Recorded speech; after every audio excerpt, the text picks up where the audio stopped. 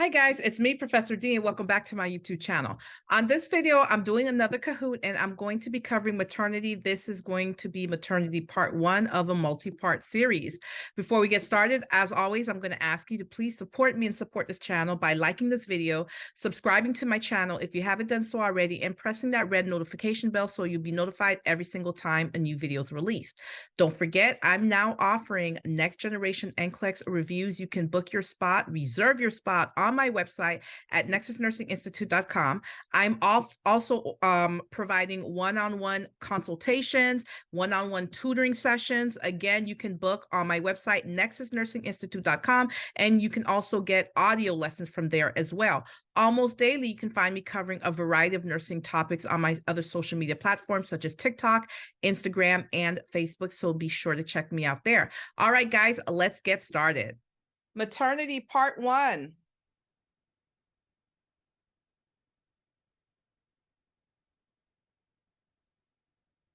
What's the priority education for a pregnant woman that is a type 1 diabetic? Is it that insulin requirements will likely increase during the second and third trimester? Infants of diabetic patients can be macrosomic and cause more difficulty during pregnancy. Breastfeeding is highly recommended, or achievement of optimal glycemic control is a priority to prevent anomalies. What do you think is the priority teaching or education for a pregnant woman that's type 1 diabetic?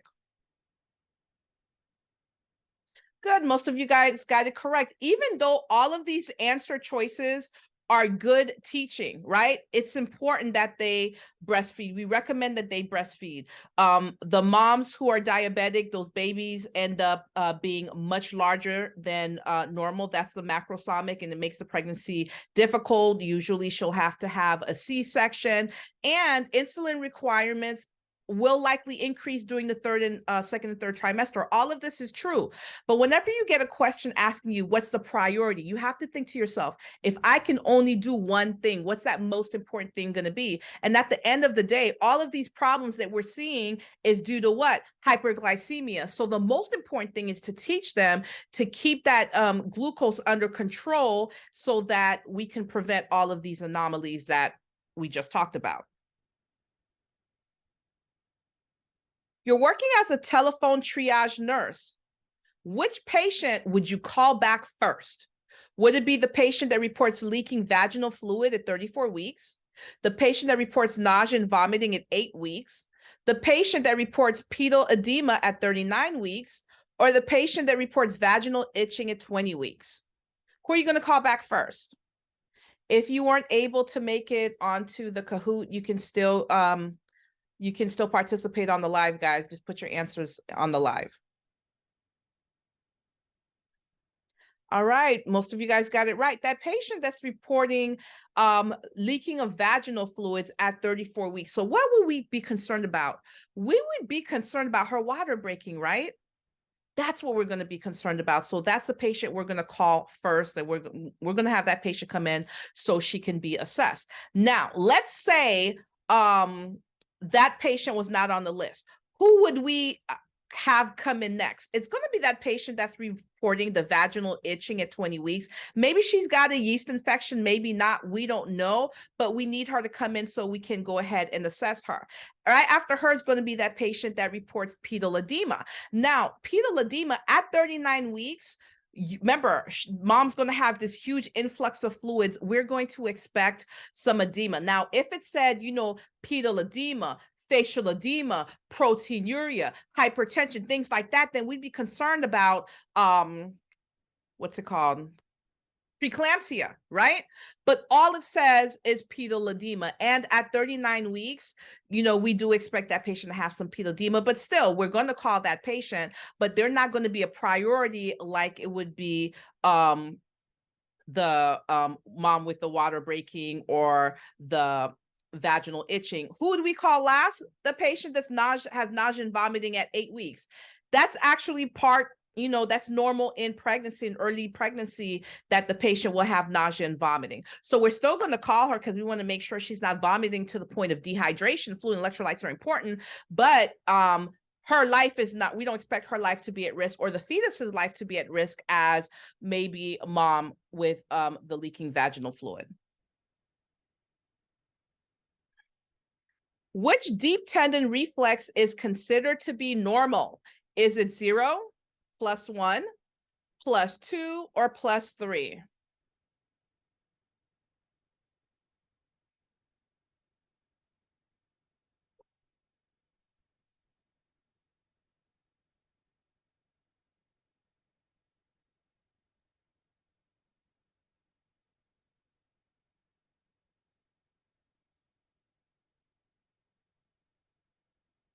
Very good, +2. So it goes from 0 to +4.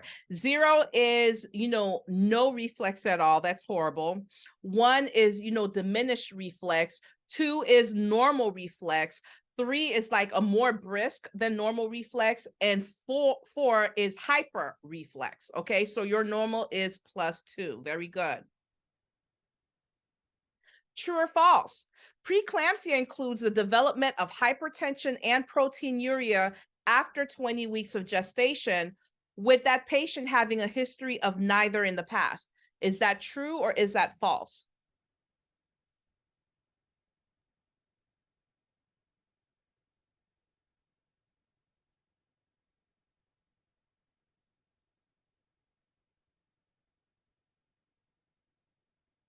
True. So that patient who develops hypertension and proteinuria, they develop it after 20 weeks gestation and they didn't have it before. That's preeclampsia. And what we're concerned about is preeclampsia worsening and turning into what? Eclampsia, where we're concerned about, this patient now having seizures.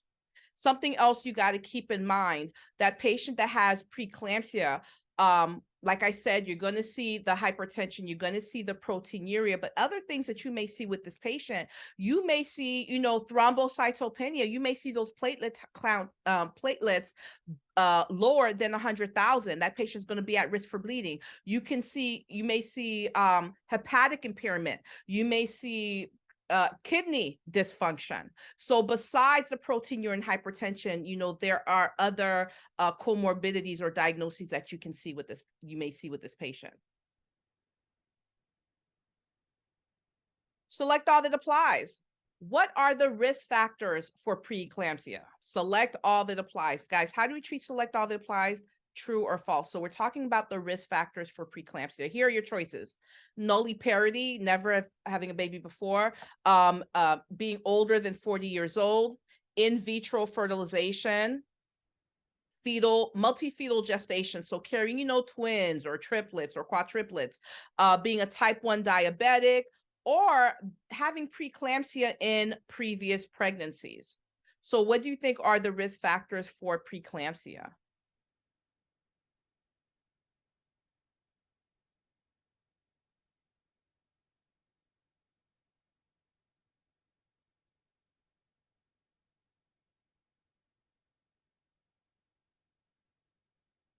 I'm seeing some interesting answers on the live. Let's see how you guys do on the Kahoot. All of them. Nulliparity, never given birth before, being over the age of 40, being pregnant by in vitro fertilization, having a multi-fetal gestation, twins, triplets, etc., being a type 1 diabetic, or having preeclampsia in previous pregnancies. All of these are risk factors for preeclampsia. True or false?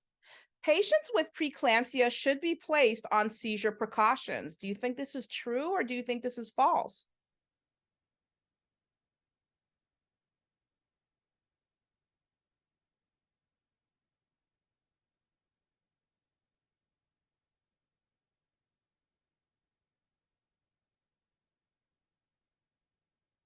True. We do not want this patient to go into seizure. So we are going to place this patient on seizure precautions. We want to decrease stimuli. We're going to make sure that, the patient's in a quiet room. It's dimly lit. We're going to make sure if there's music, it's very soft, no loud music, no loud radio or Television. We're going to make sure that the bed is in the lowest position. We're going to make sure that the side rails are padded. We're going to make sure that the call bell's within reach. And we teach mom, if you have to get up for any reason, press the call button so we can help you. Don't try to get up by yourself, right? We're going to have, anti-epileptic medications on the floor, and other types of medications, which we're going to talk about shortly. But it's very important that patient will be on seizure precautions. Absolutely. Select all that applies. Which emergency medications would you expect to find on the unit for a patient that's diagnosed with preeclampsia? Select all that apply. Here are your choices: hydralazine, labetalol, nifedipine, magnesium sulfate, calcium gluconate, or Professor D, I have to study some more. I have no idea what these answers are. What do you guys say? What medications would you expect to find on the floor readily available for a patient that's diagnosed with preeclampsia?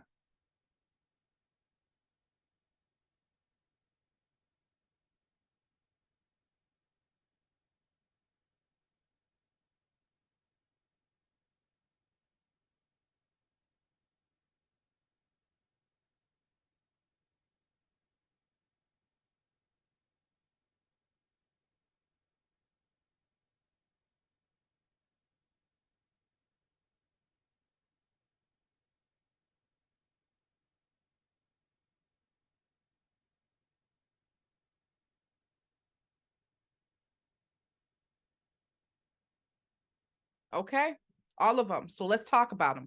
The first three that you see, hydralazine, the labetalol, and the nifedipine, you expect that to be available for what? The hypertension, right? Those are antihypertensive meds. You expect them to bring down the blood pressure. Now, magnesium sulfate, the reason you expect to see magnesium sulfate, not to bring down the blood pressure, but to prevent the patient from having seizures. And as students, you guys confuse this all the time. So let me make this clear. Bringing down the blood pressure, that is a side effect of magnesium sulfate, but that is not an indication. That is not why we're giving this medication, because there are so many better medications on the market, such as hydralazine, labetalol, and nifedipine. If we want to lower the blood pressure, we're not going to give the patient magnesium sulfate to lower the blood pressure, because magnesium sulfate has some really bad adverse side effects. So when we give the magnesium sulfate, yes, wonderful. It does bring down the blood pressure. That is a side effect of it. But the reason we're giving it to the patient, not to bring down the blood pressure, but to prevent seizures. And if I had a penny for every single time a student had that as a test question, I'd be a rich woman. So make sure you understand the reason why we're giving magnesium sulfate. Magnesium sulfate causes what? Relaxation, right? That's how it ends up bringing down the blood pressure, but we're giving it to prevent the patient from going into seizures, which is hyperstimulation of the CNS, right? Wonderful. Well, Professor D, I understand why we're giving hydralazine, labetalol, and nifedipine to bring down the blood pressure. I understand why we're giving magnesium sulfate to prevent the patient from going into seizures, but why the heck are we giving calcium gluconate? Well, guess what? Calcium gluconate is the antidote for magnesium sulfate. What if you give your patient a little bit too much magnesium sulfate? What if that magnesium sulfate works a little bit too well? It causes a little bit too much relaxation. Now patients got hypoactive deep tendon reflexes. They're at a 0 or even a +1. Matter of fact, that magnesium sulfate, if it works like too well, you might mess around and put your patient in a coma, right? So we need a quick antidote. And our antidote for that magnesium sulfate is going to be calcium gluconate, okay? Which task should be assigned to the UAP, that's an unlicensed assistive personnel, working with you at the OB clinic? So what task would you give to an unlicensed assistive personnel? Would it be to check the blood pressure of a patient who's 30 weeks pregnant and reports a headache? To remove adhesive strips on the patient who had a C-section 2 days prior? Would it be giving community resources to information to a prenatal patient suspected of being abused, or dispensing a breast pump with instructions to a lactating patient? Good. You guys got it. All they're doing is taking the blood pressure, right?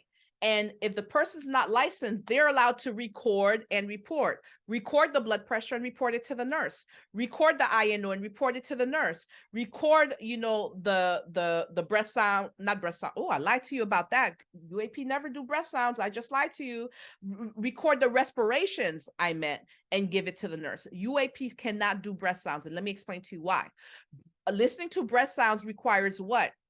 Critical thinking. And guys, I'm not saying UAPs don't know how to critical think. That's not what I'm saying. I'm just saying for testing purposes, this is how I want you to consider things so you can get the right answer. When you're listening to the lung sounds, you have to know the difference between wheezing and crackles and rails and rhonchi and stridor and clear breath sounds, right? So the unlicensed assistive personnel has not been trained to do that. So that's why they can't listen to breath sounds, but they can count respirations. So anyway, I said all of that to let you know that yes, they can do vital signs, because all they're doing is vital signs and they're reporting it to the nurse. Now let's talk about why they can't do anything else. Look at one person chose this to remove the adhesive strips of a patient who just had a C-section.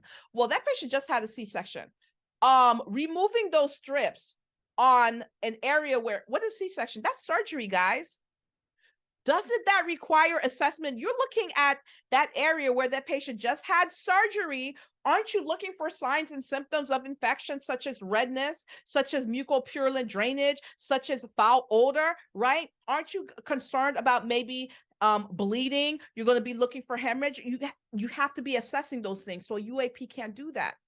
Giving community resources to a patient that we suspect is being abused, are you just going to hand that community resource? No. You want to have a conversation with that patient. You want to do an assessment while you're talking with that patient, because an assessment is just gathering information. So while you're talking to that person, you're gathering information and you're letting them know if they're not ready to leave, you're also going to teach them about things that they can do to prepare themselves to be ready. So once they're ready to leave, they've got all of their ducks in a row. Last, dispensing a breast pump. If it stopped right there, a UAP would be able to do that because all you're doing is giving equipment to someone, right? But it keeps going. It said dispensing a breast pump with instructions. Guess who does the teaching? The nurse, not the unlicensed assistive personnel. So that's why the only correct answer here is the blood pressure. Select all that applies. Your patient's receiving oxytocin, Pitocin. What are your nursing actions for late fetal heart rate deceleration? Select all that applies. So you look on the monitor and you're seeing late decelerations. What are you going to do? Select all that apply. Discontinue the oxytocin, decrease the oxytocin, administer oxygen to the mother by mask, place the woman in high Fowler's position, notify the healthcare provider. Professor D, I have no clue. What are you guys going to choose?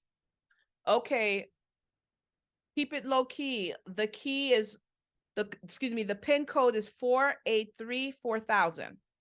To get into the Kahoot, the PIN is 483-4000.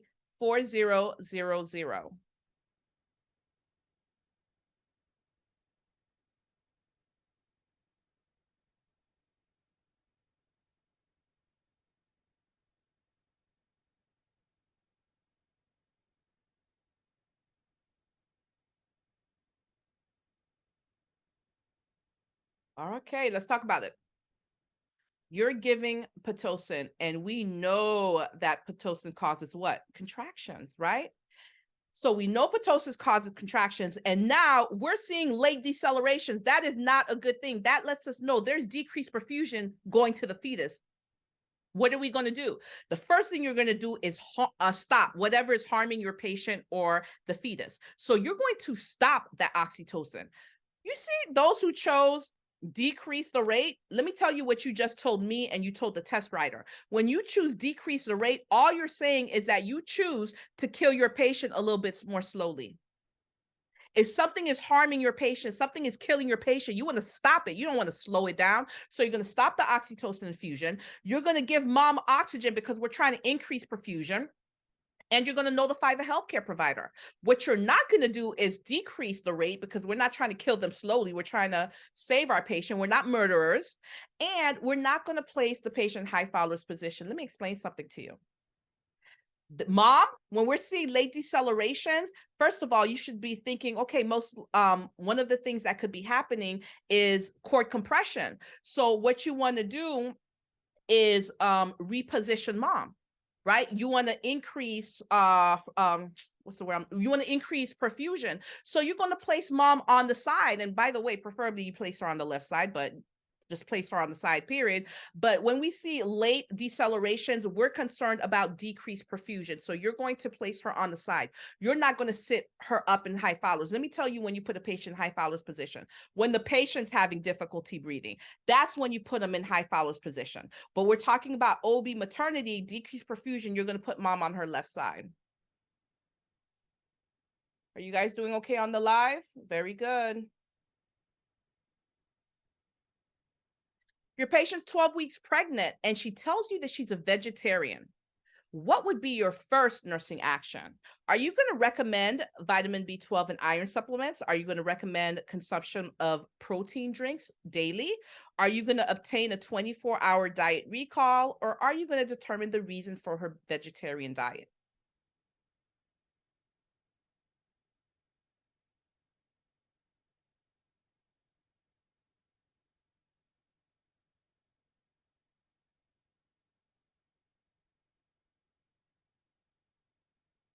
This is very interesting. Most of you guys here on Kahoot and also on the live on TikTok, most of you guys chose recommend vitamin B12 iron supplements. Let me ask you guys something. So y'all just going to throw AdPi outside the window? We just going to throw it out? We don't care about the nursing process anymore?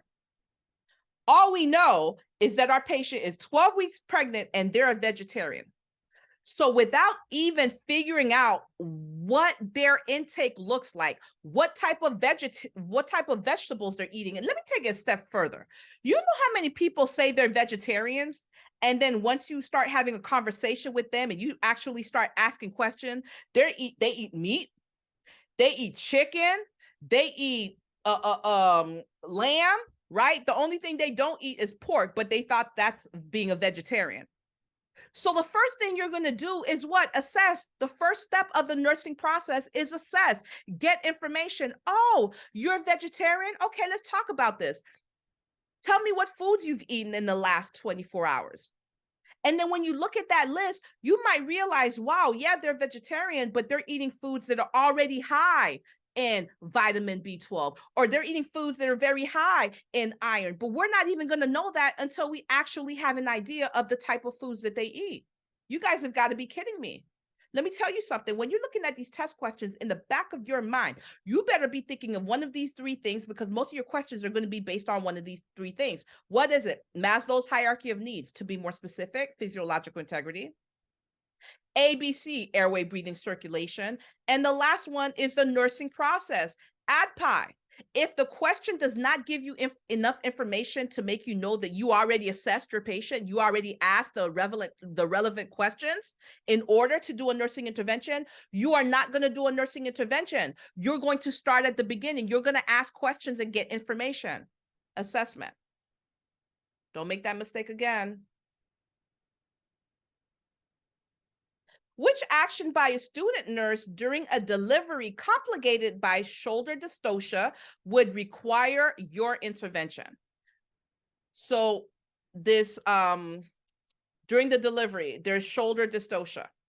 What would the student nurse do that you have to intervene? Would it be apply fundal pressure, apply suprapubic pressure, request the immediate presence of the neonatologist, or flex the mother's legs across the maternal abdomen?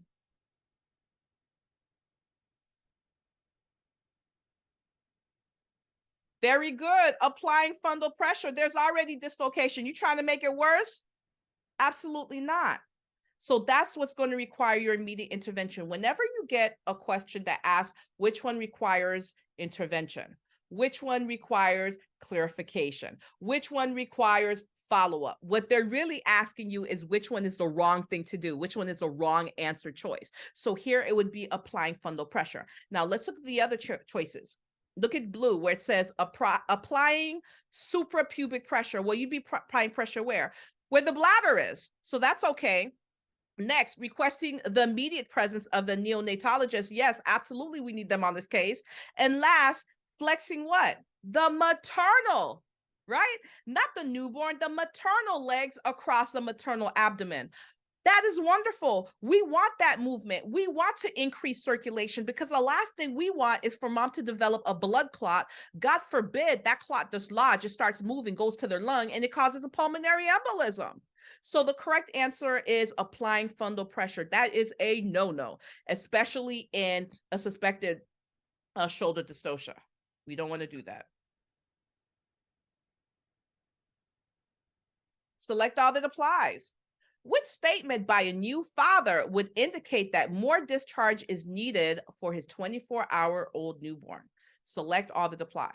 Would it be, we have a crib ready for our baby with lots of stuffed animals? My wife wants to receive the flu shot before she goes home. We will bring our baby to the pediatrician in 3 weeks. I will give the baby formula at night and she can breastfeed during the day. We will always put our baby to sleep in a face up position. I will tie a pacifier around her neck. There's more than one answer here. So which one would require further teaching, further follow-up?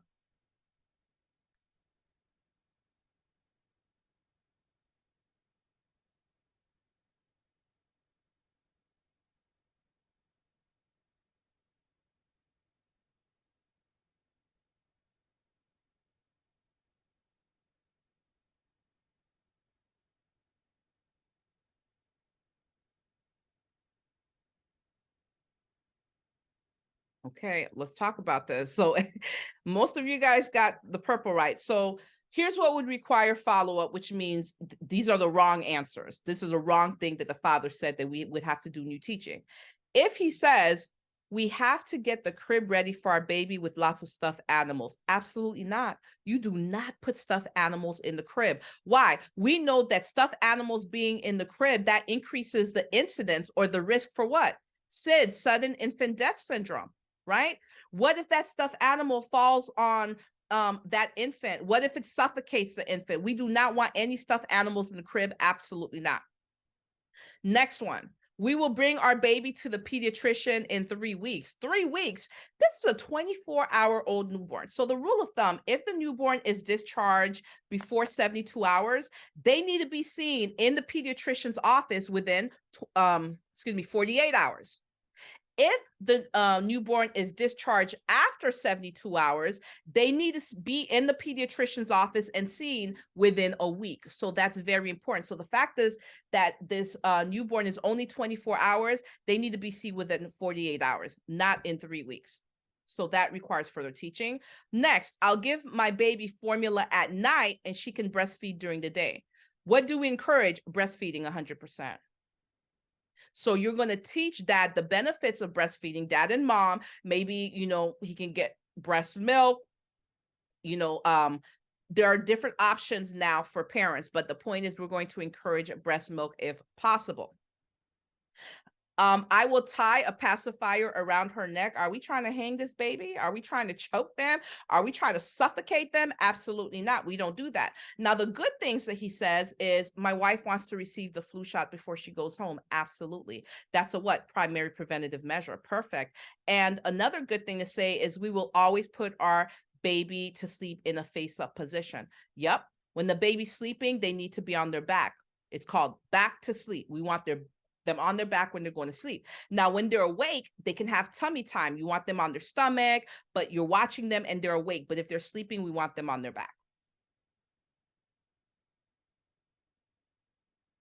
You're working as a triage nurse. Which patient would you assess first? Would it be a 17-year-old, 40 weeks pregnant patient with contractions every 6 minutes and she's crying? A 22-year-old, 38 weeks pregnant with contractions every 3 minutes asking to use the restroom. A 30-year-old, 27 weeks pregnant who noted vaginal bleeding today after intercourse. Or a 25-year-old, 37 weeks pregnant with spontaneous rupture of membranes 5 minutes ago.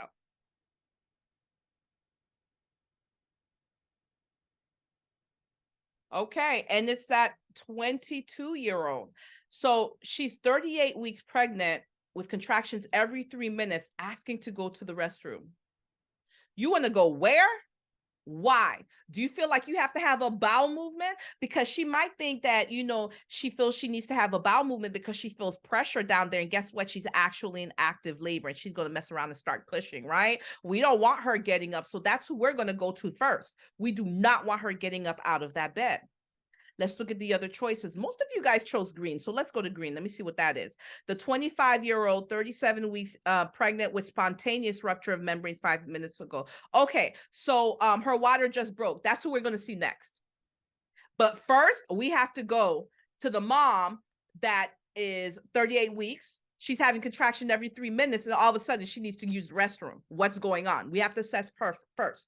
But next, we would go to mom whose water just broke, the spontaneous rupture of membrane. Who would we see third?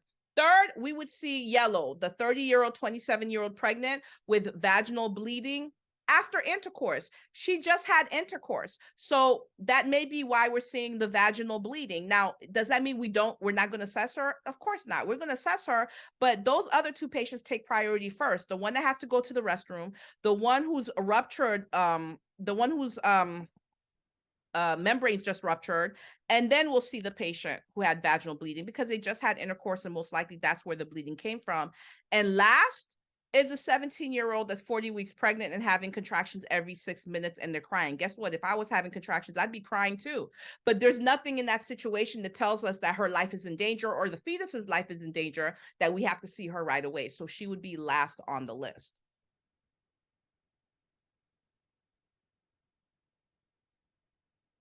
Select all that applies. A 19-year-old, 40 weeks pregnant patient is receiving magnesium sulfate for seizure prophylaxis in preeclampsia. What is going to be your priority? Select all that applies. Check deep tendon reflexes, assess for vaginal bleeding, check the respiratory rate, note the urine output, monitor for calf pain. Professor D, I have no clue. What do you guys say?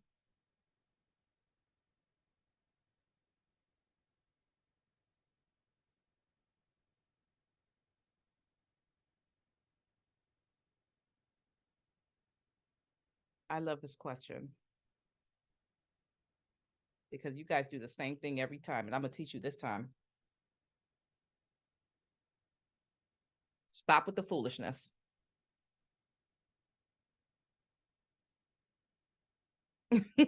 That's right. Oh, nah, I'm about to get into you.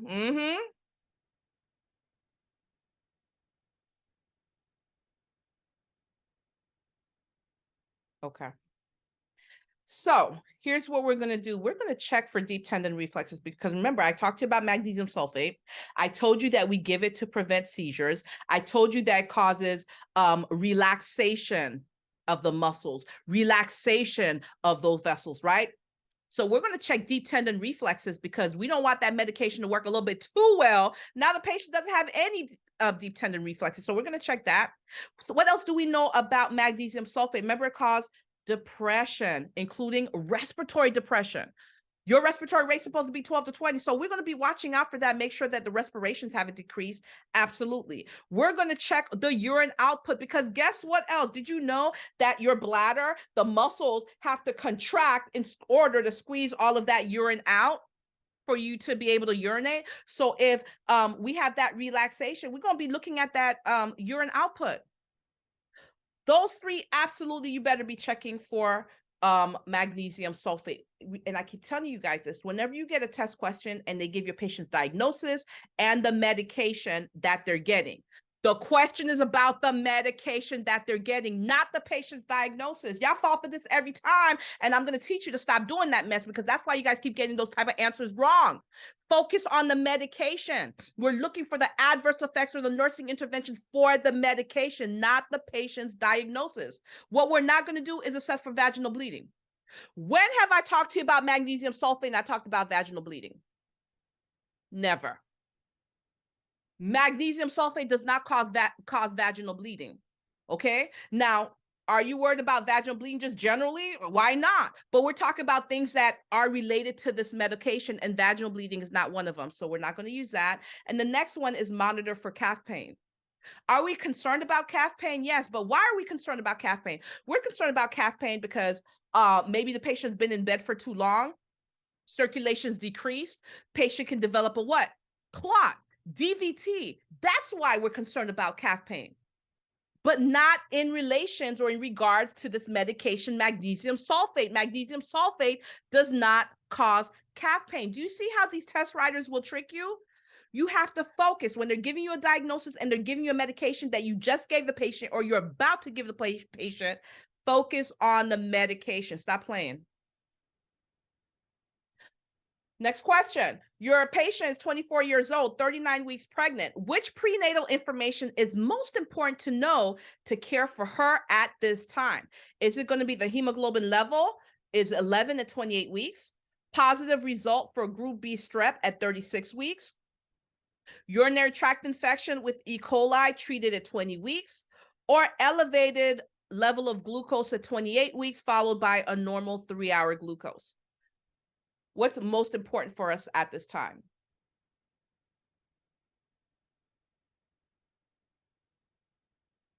Very good. Most of you guys chose the correct answer. That's that group B strep.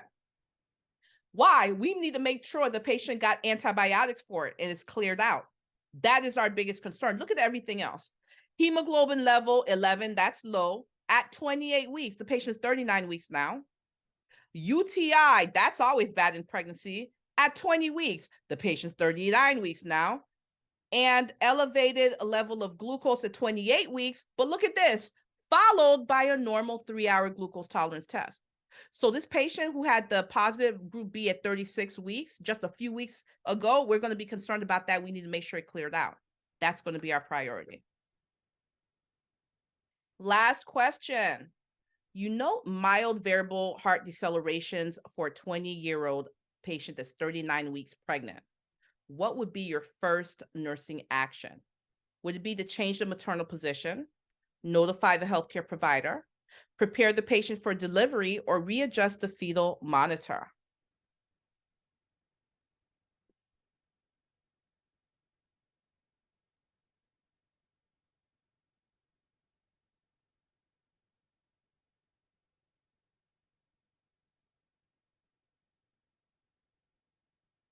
Very good. Change maternal position. Most likely it's umbilical cord compression. So you just want to change the position, place mom on the left side. You can't go wrong with that left side, right? You're going to put mom in the left side. You know, sometimes you may not see left side as a choice. You may see knee chest. You can also do that. But the point is you're going to reposition the patient.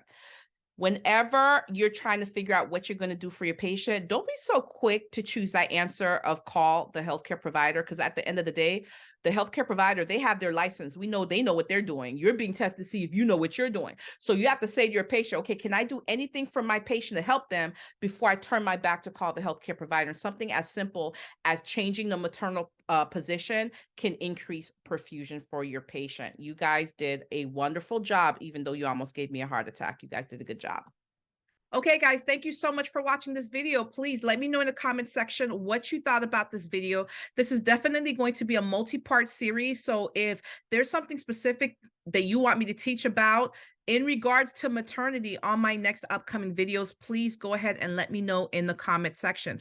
Please do not forget to like, comment, and subscribe. Thank you so much for watching this video. You guys will catch me on the next video.